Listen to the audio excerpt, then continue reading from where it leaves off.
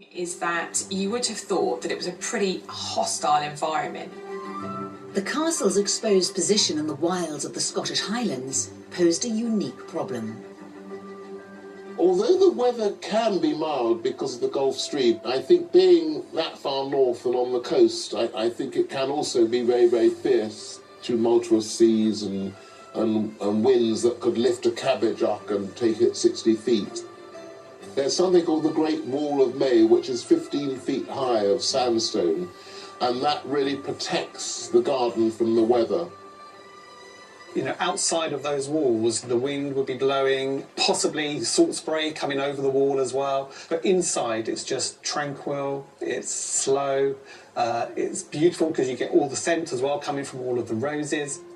In those gardens, there are most extraordinary vegetables and fruits that you would not expect. I mean, not just apples, for example, but peaches grew there, and really quite exotic vegetables. And that was all because they'd made this protected environment. Her gardens were designed to be at their peak whenever the Queen Mother was visiting, and she loved them. So the Shell Garden was one of her favourite spots. This is where she really wanted to grow her Albertine roses and her London Pride roses.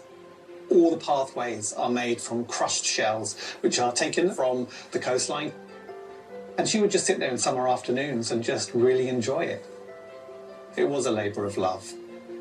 It was a wonderful homely cottage garden at its best in August, full of very traditional plants, rose borders, nasturtiums, dahlias, alliums.